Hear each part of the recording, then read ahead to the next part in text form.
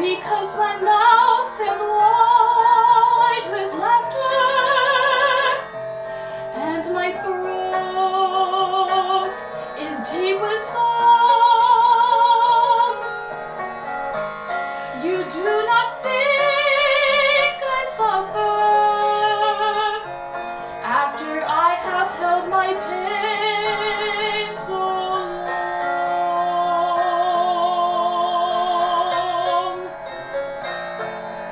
because my mouth is wide with laughter. You do not hear my inner cry, because my feet are gay with dancing. You do not know I die. You do not know I die.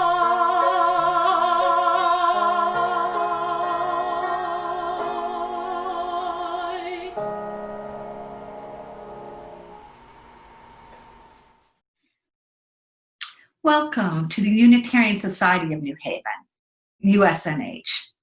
My name is Lisa Anderson, and I am speaking to you from my beloved greenhouse in Bethany, Connecticut. I am a member of the worship committee and your worship associate today. My pronouns are she and her. Let me extend a special welcome and thanks to our guest musician, Kayla Cummings. Ms. Cummings is a recent Hart School graduate and a student of Bill Braun, our Associate Director of Music. For those of you who have joined us for the first time, we're so glad you have chosen to spend this time with us. We meet electronically for now, and we do look forward to being with you in person. Our membership team will host a Zoom meeting after the service. If you're interested in learning more about USNH, please join. You can join this meeting by emailing membership@usnh.org, the address provided on the screen. You can also learn more about us by visiting our website, usnh.org.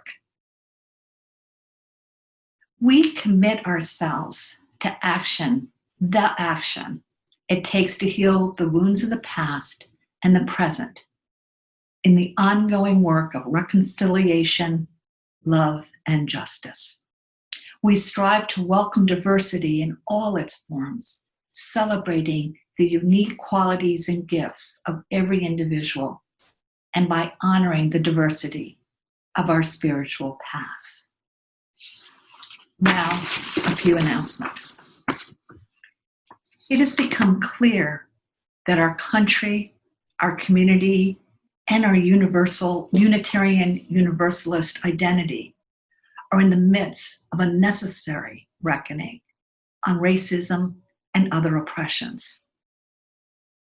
Last June, the Commission on Institutional Change published Widening the Circle of Concern, a report which lays out a path forward for individual UUs, congregations, and the Unitarian Universalist Association.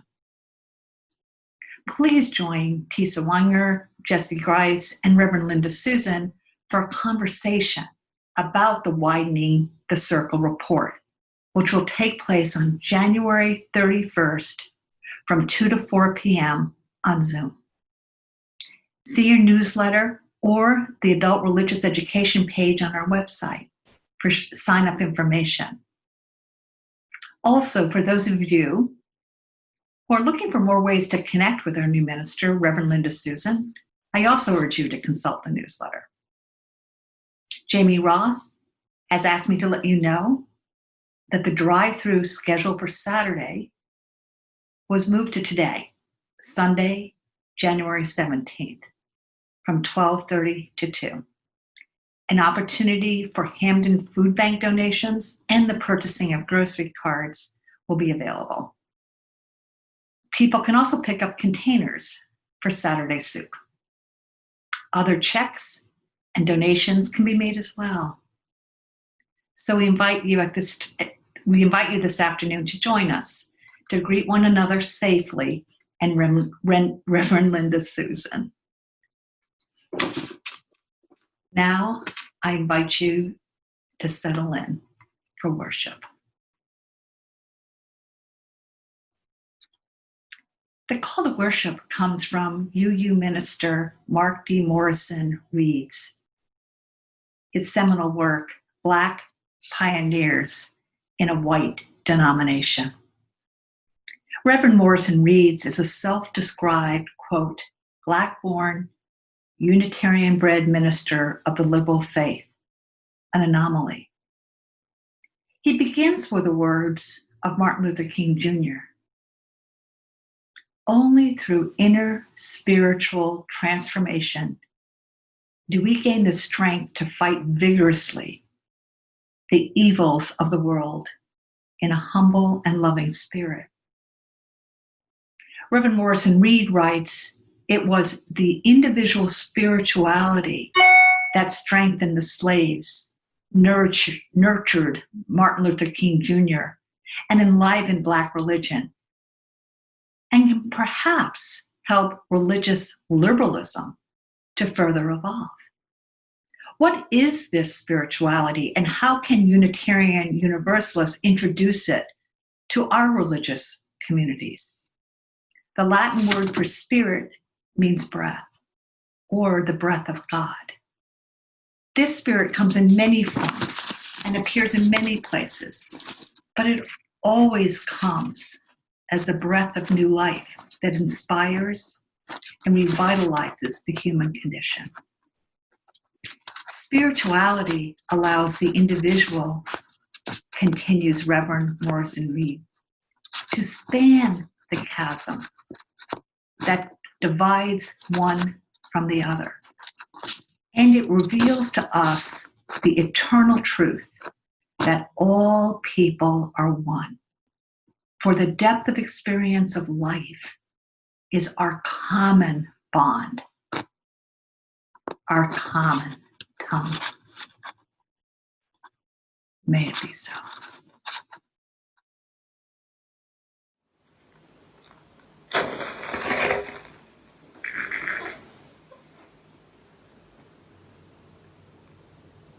We light this chalice, a symbol of our living tradition of Unitarian Universalism, with words proposed as an eighth principle to affirm and promote journeying towards spiritual wholeness by working to build a diverse, multicultural beloved community by our actions that accountably dismantle racism and other oppressions in ourselves and our institutions.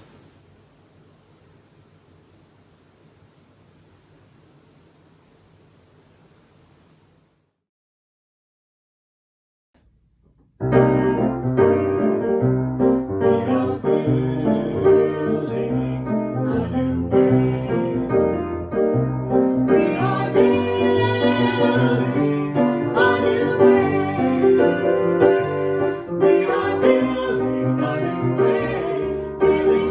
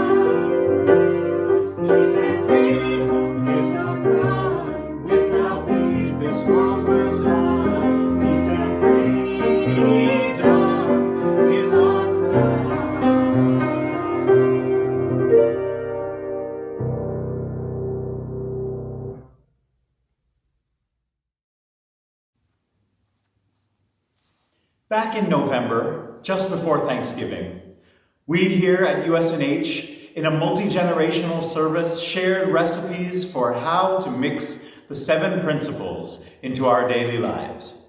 There was first principle bread, second principle soup, 7th principle stuffing, and so on. It was a celebration of the ways our Unitarian Universalist values and principles feed us and help us to grow. But there is a question that stayed with me ever since preparing that delicious meal together.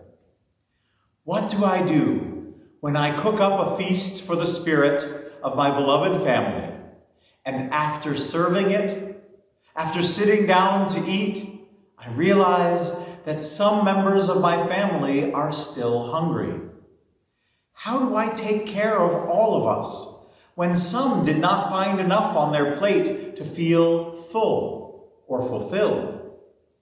In the literal world, if I am cooking and someone I love says there's not enough, or that the recipe I used is good, but would be better if I changed this or added more of that, I find myself with 2 choices of how I can react. One, I can get mad that they challenged my cooking and say something like, "Too bad for you, I spent all day cooking. What I made is good for you, and you'll eat what I serve or you'll just have to go hungry." Or I can sit with that beloved person, listen to their suggestions, hear what they need, and invite them to join me in the kitchen to cook up something more, something better. Who knows, I might even like the new recipe more than the old one. This doesn't mean that I have to throw out what I made before or get rid of all of my recipes. It just simply means that my cooking can always get better. Our cooking can always get better. Well, my friends, there's something like that happening in our world right now. It's happening in a very specific way in the world of Unitarian Universalism. For almost 40 years, our faith family has been guided by 7 principles. These principles have informed us, united us, helped us form our questions and to seek our answers. They have fed our curiosity and filled our plates with spiritual nourishment.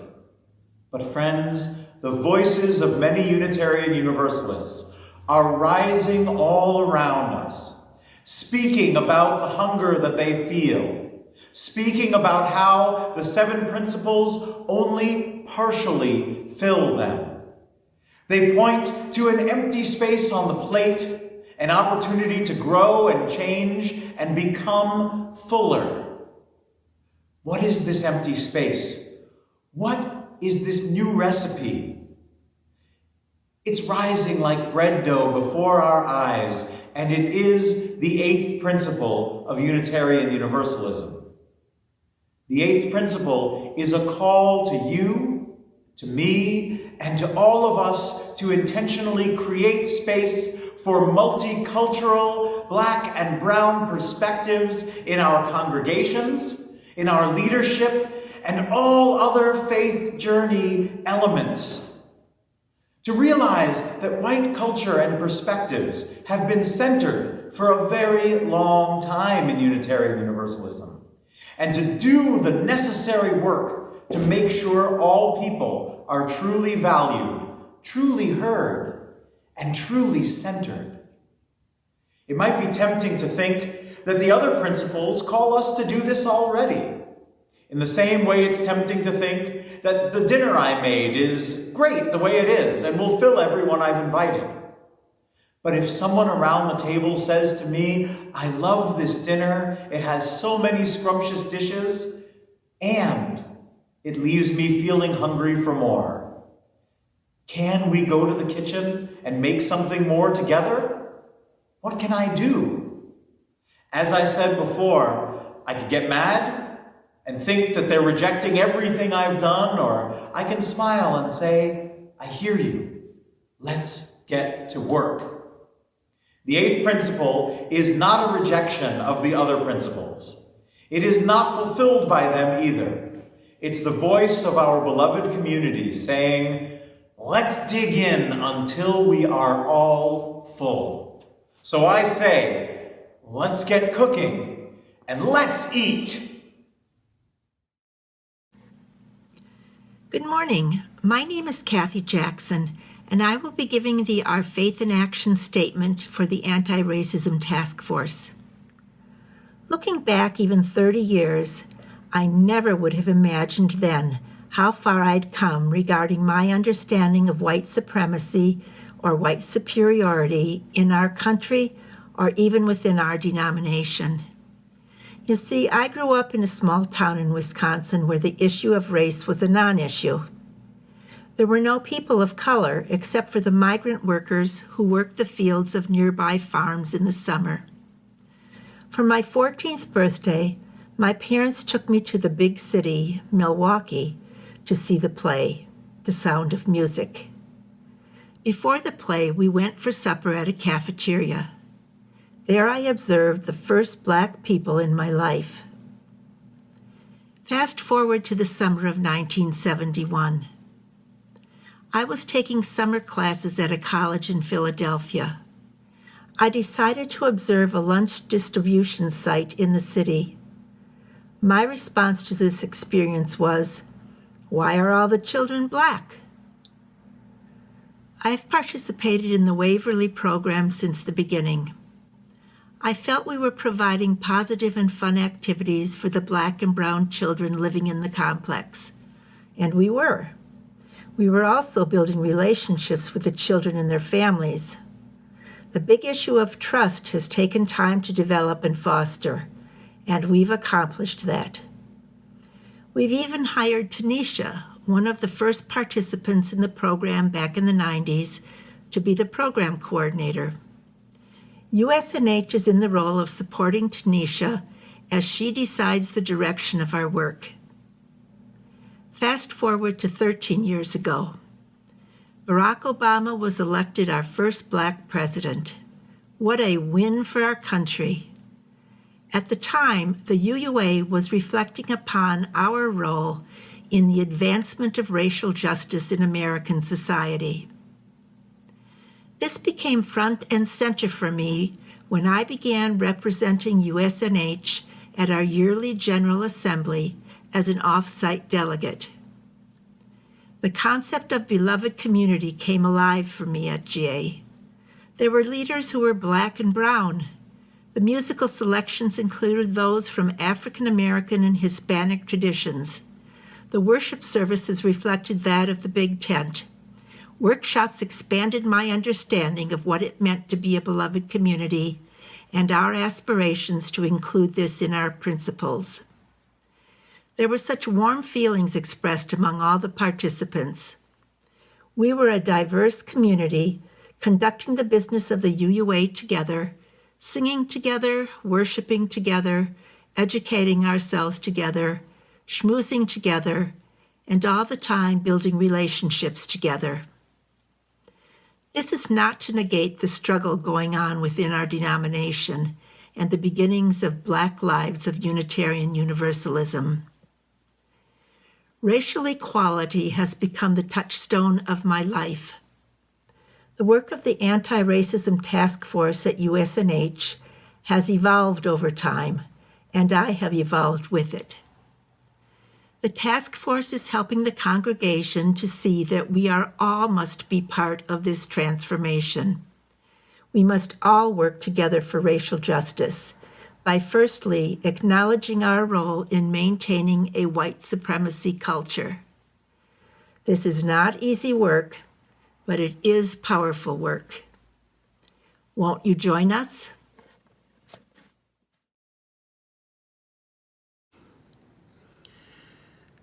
I invite you into a spirit of meditation, prayer, or contemplation of ultimate things.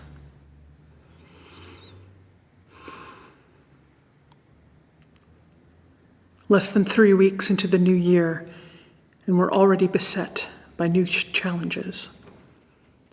An attempted coup at the U.S. Capitol that took 5 lives and threatened hundreds more. a history-making second impeachment of the president for his role in the insurrection, a jangle of nerves at the promise of more attacks in every state capital, an inauguration draped in wariness, even fear. Sometimes it's all too much. Sometimes there's nothing to do but stop and sleep, to let your body process the trauma when your spirit and mind and emotions are done. And if you can't sleep, just close your eyes. Listen to the quiet, or let the noise take you deeper. Notice the vibrations in your body, or luxuriate in the stillness. Let yourself cry, or let yourself laugh. We begin, though, in silence.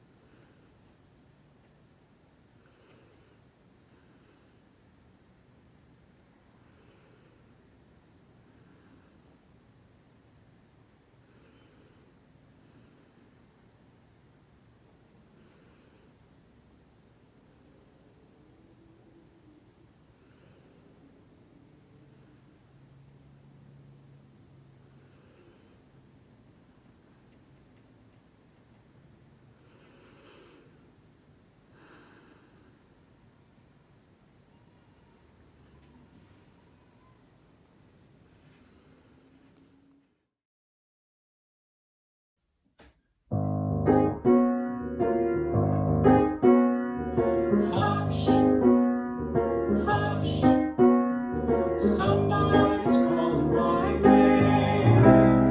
Hush, hush, somebody's calling my name. Hush, hush, somebody's calling my name. Oh my Lord, what shall I do? What shall I do? Sounds like freedom. Somebody's calling my name. Sounds like freedom. Somebody's calling my name. Sounds like freedom. Somebody's calling my name. Oh my Lord, what shall I do? What shall I do?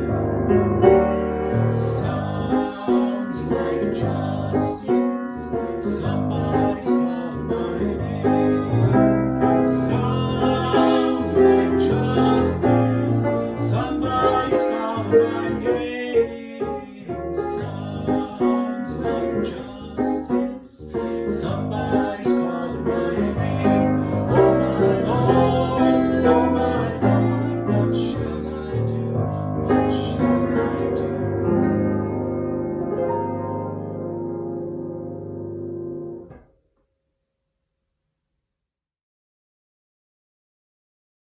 Martin Luther King wrote, "All are caught in an inescapable network of mutuality, tied in a single garment of destiny. Whatever affects one directly affects all indirectly." The work of our community continues even when we are distant. We know that recent events have impacted us differently. If you are able, we urge you to give generously to our plate donation, which appears on the usnh.org homepage, and the plate donation is at the top. Please know that all are valued members of this community, regardless of their ability to contribute financially.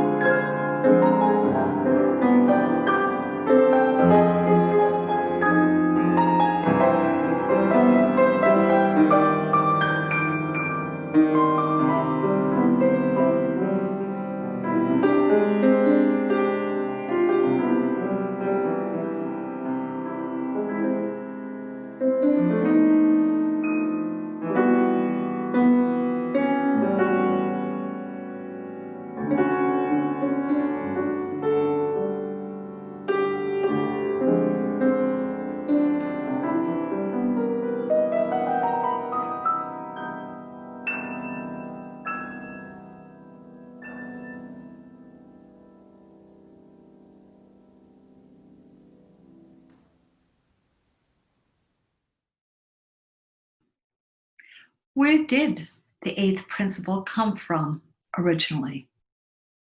This is adapted. Paula Cole-Jones, the Director of Racial and Social Justice for what was formerly known as the Joseph Priestley District, developed the idea of the existence of two different paradigms in UU circles: the UU 7 principles and beloved community, deep multiculturalism. After working with congregations on these issues for over 15 years, she realized that a person can believe they are being a, quote, good UU and following the 7 principles without thinking about or dealing with racism and other oppressions at a systemic level. Her evidence? Most UU congregations are primarily European European American membership, culture, especially music, and leadership, even when they are located near diverse communities. She realized that the 8th principle was needed to correct this, and talked with Bruce Pollock Johnson and about some of the components that should be put in it. Bruce put together an initial draft in 2013, and the two of them worked with a group of anti-racist activists in the Joseph Priestley district to redefine it. Bruce's congregation, which was the UU Church of the Restoration in Philadelphia, incorporated it into their covenant at that time. And then in May 2017, they formally adopted the 8th principle for themselves and recommended that the UUA adopt it. UUs and the UUA have done a very good job in fighting racism, such as during the Civil Rights Movement and in the 1990s. A resolution was passed in 1997 at GA after a precursor resolution in 1992 to become an anti-racist, anti-oppression, multicultural organization. However, funding and support started to wane in the 2000s. Our accountability mechanism failed us. UUs also have a mixed record historically in other areas of racial justice. For example, we had people on both sides of abolitionism, and Unitarians were proponents of eugenics, leading to some of the racial extremes of Nazism and apartheid in South Africa. For people identified as white, it's too easy to ignore these issues, which is exactly what keeps the system of racism in our society alive and, in fact, worsening right now. We need to decenter whiteness in other dominant cultures in UUism. The 8th principle came from a feeling that we need something to renew our commitment to this work, to hold ourselves accountable, and to fulfill the potential of our existing principles.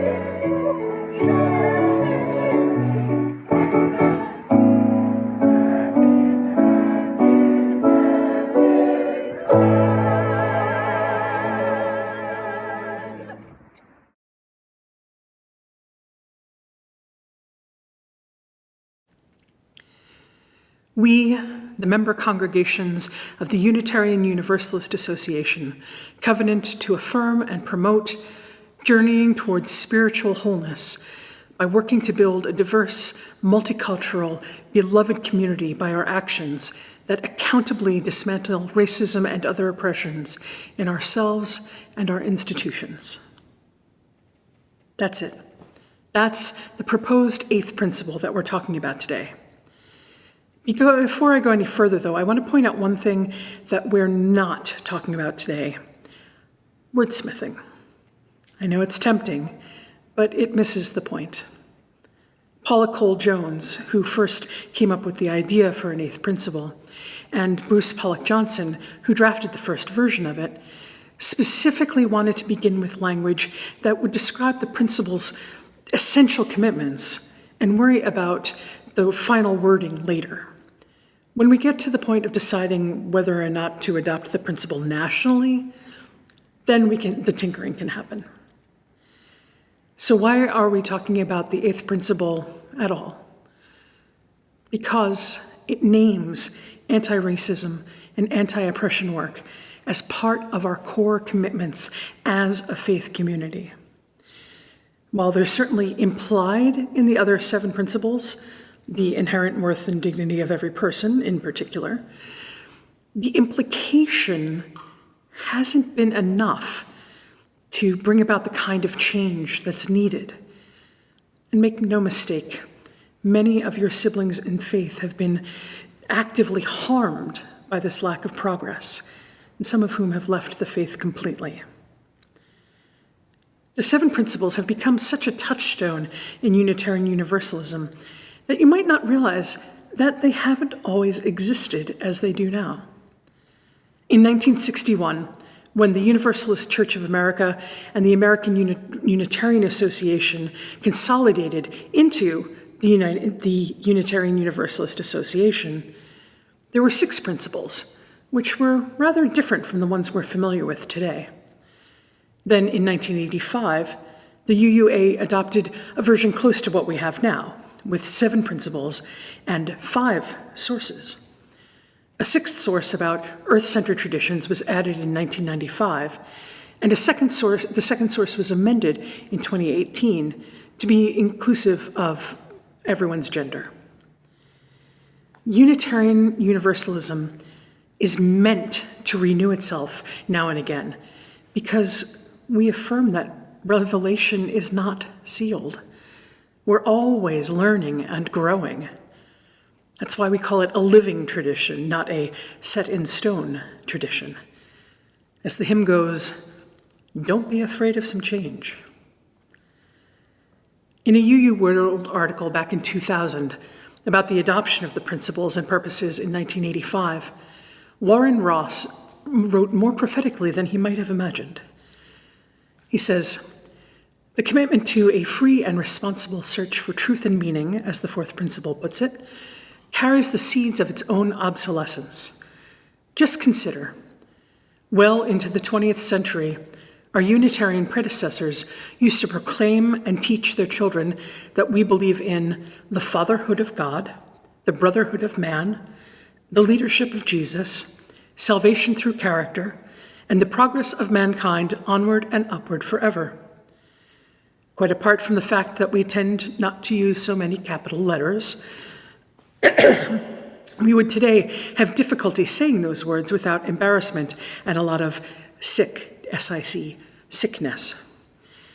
Yet the people who did say them were just as intelligent, as in tune with their times, and as committed to reason and free thinking as we are. In 2020, when everyone presumably will have perfect vision, our current principles and purposes may also be perceived to have inadequacies that demand radical rewriting. And therein lies our genius. It's a process that is rightly called renewal or regeneration. And that is what has not changed, and let us hope, will remain unchanged 20 or even 100 years from now. Gustav Mahler said, "Tradition is not the worship of ashes, but the preservation of fire." In considering the eighth principle, USNH is keeping alive the flame of continuously unfolding truth and purpose. Reverend Dr. Robin Tanner from our sibling congregation in Summit, New Jersey, recently spoke on a panel about the eighth principle and described how its adoption by her congregation wound up affecting everything they do. For example, they had started revising their covenant, but put that work on hold until after their vote on the eighth principle. The powerful outcome would not have been possible otherwise, because their covenant states in part, "Love calls us daily to acts of liberation grounded in anti-racism." This explicit naming of anti-racism isn't buried somewhere as an afterthought either. That's the covenant's second sentence. This example shows one of the key implications of what adopting the eighth principle would ask us to do. Just as the seven principles give us a lens through which to make decisions, so would the eighth. Just as the seven principles have called us to concrete action, such as USNH's involvement in the Green Sanctuary Movement and the UU United Nations Office, so would the eighth. Perhaps most compelling of all, it would call other UU congregations to join us in our commitment to dismantling all forms of oppression, in ourselves, in our institutions, and in our wider world. So what are the core concepts within the eighth principle? I think it's significant that the most fundamental goal is journeying towards spiritual wholeness. This applies to everyone, whatever your social location. Now, less structural oppression and fewer microaggressions will certainly benefit Black, Indigenous, and people of color, as well as others with marginalized identities. But systems of oppression also dehumanize those with dominant identities by peddling the falsehood that there's nothing to be learned from those on the margins.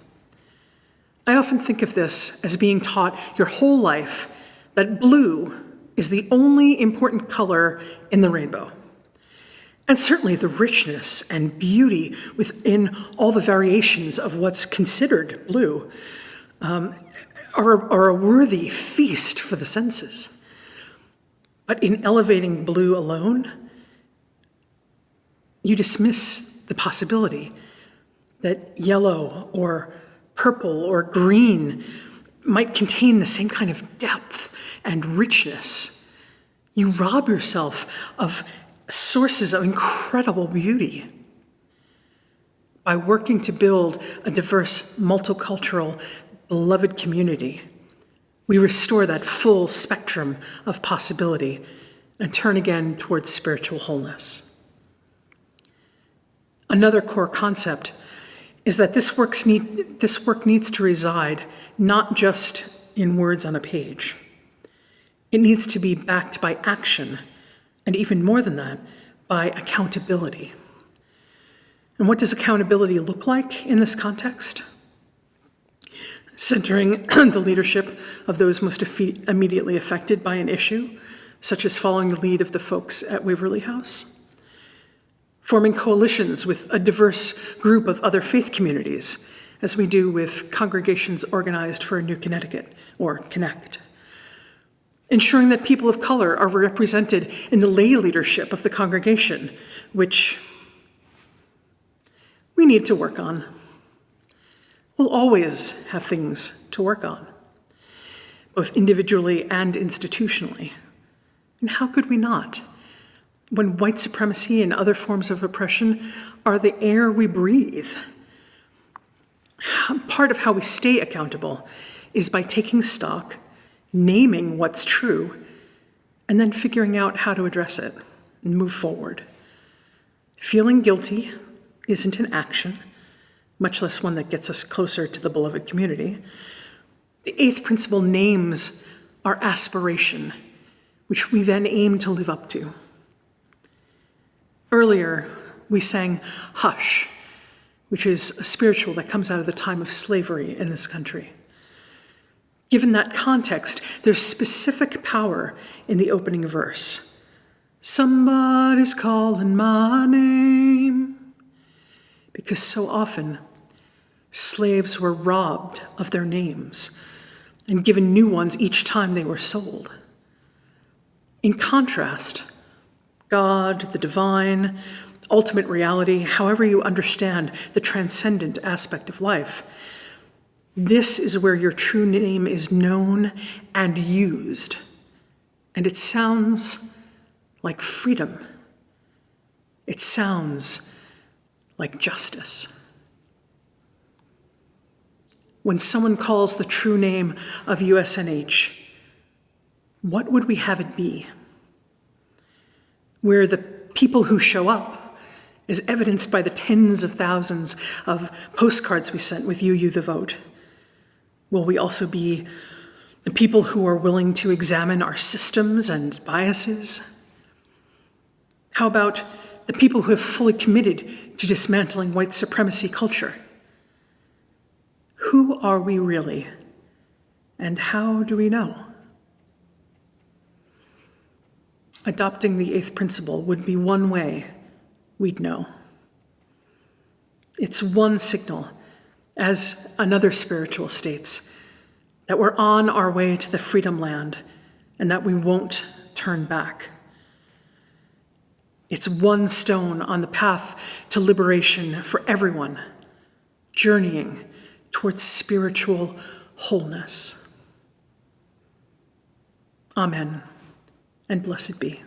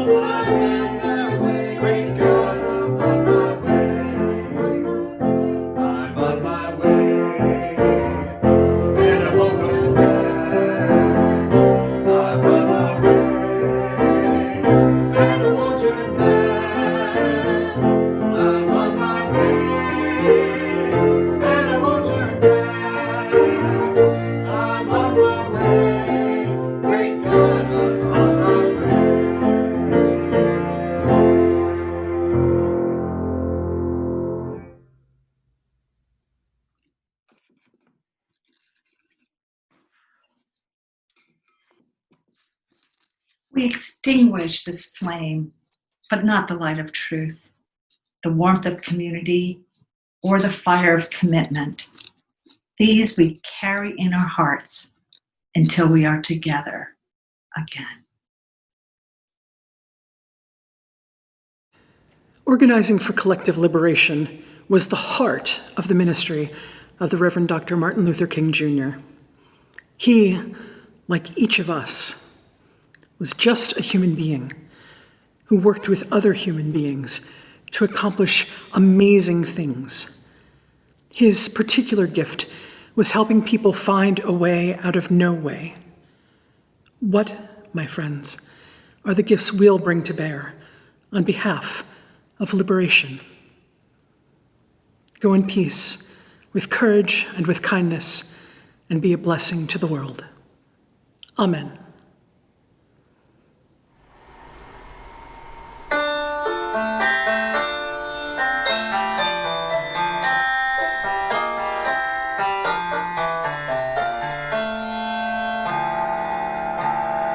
I too sing America.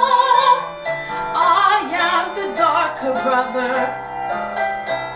They send me to eat in the kitchen when company comes. But I laugh and eat while I grow strong.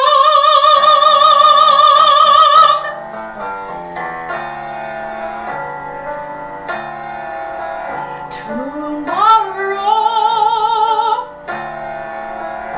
I'll sit at the table when company comes. Nobody'll dare say to me, eat in the kitchen then. Besides, they'll see